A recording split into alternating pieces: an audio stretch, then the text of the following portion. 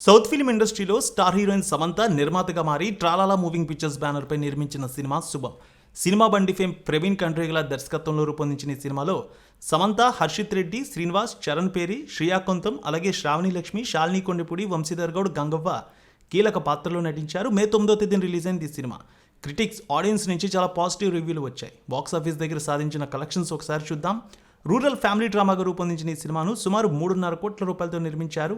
Theatrical pre release business 4 కోట్ల రూపాయలు, అలాగే 8 కోట్ల రూపాయల గ్రాస్ వసూళ్ల వాల్యూ కట్టారు. ఈ మూవీపై అంచనాలు పెరగడంతో తెలుగు రాష్ట్రాల్లో 300 స్క్రీన్లు, వరల్డ్ వైడ్గా 500 స్క్రీన్లలో రిలీజ్ చేశారు. పెయిడ్ ప్రీమియర్లు కూడా మంచి రెస్పాన్స్ వచ్చింది. ఈ సినిమా శుభం సినిమా కలెక్షన్స్ చూసినట్లయితే తెలుగు రాష్ట్రాల్లో యూత్ ఆడియన్స్ నుంచి మంచి రెస్పాన్స్ సొంతం చేసుకుంది. తొలి రోజు 1.5 కోటి వసూళ్లు రాబట్టింది. 3 రోజులకి సినిమా 5,25,00,000 వసూళ్లు సాధించింది. 4 రోజులకి 8 కోట్ల రూపాయలు, 5 రోజులకి 11 కోట్ల రూపాయలు, 6 రోజులకి 13 కోట్ల రూపాయలు, 7 రోజులకి 15.5 కోట్లు, 8 రోజులకి 17.5 కోట్ల వసూళ్ల మార్కు దాటింది. యుఎస్ మార్కెట్లో $3 లక్షల వసూళ్ల మార్కు దాటింది ఈ సినిమా. ఇక ఈ సినిమాలోని సమంత అతిథి పాత్రలో నటించారు. యూత్ ఆడియన్స్కి, ఫ్యామిలీ ఆడియన్స్కి ఈ సినిమా బాగా నచ్చింది. చిన్న సినిమాగా వచ్చి సూపర్ సక్సెస్ అందుకుంది. స్టోరీ వైజ్ చూస్తే అప్పుడప్పుడే పల్లెటూళ్ళకి డిటిహెచ్లు పరిచయం అవుతున్న రోజులవి. భీముని పట్టణానికి చెందిన శ్రీను, హర్షిత్ మలిగిరెడ్డి లోకల్గా కేబుల్ టీవీ నెట్వర్క్ నడిపిస్తాడు. తన స్నేహితులు గవిరెడ్డి శ్రీనివాస్, చరణ్తో కలిసి సరదాగా జీవితాన్ని గడుపుతున్న శ్రీను వ్యాపారానికి డిష్ కుమార్, వంశీధర్ గౌడ్ పోటీగా వచ్చి అందరికీ డిటిహెచ్లు అలవాటు చేస్తాడు.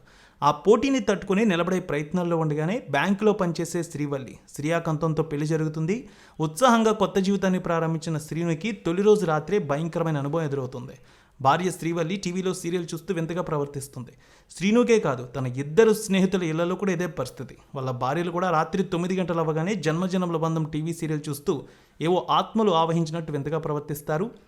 సీరియల్ చూడ్డాన్ని అడ్డుకుంటే భర్తలపై దాళ్లకు తెగబడి మరీ భయపెడుతూ ఉంటారు. సీరియల్ పూర్తయ్యాక మళ్ళీ ఏమీ జరగనట్టు ఉంటారు. ఈ విషయం ఊళ్ళో తెలిస్తే పరువు పోతుందని భయంతో ఎవరికి చెప్పరు ముగ్గురు ఫ్రెండ్స్. కానీ ఊళ్ళో అందరిళ్లలో ఇదే జరుగుతుంది.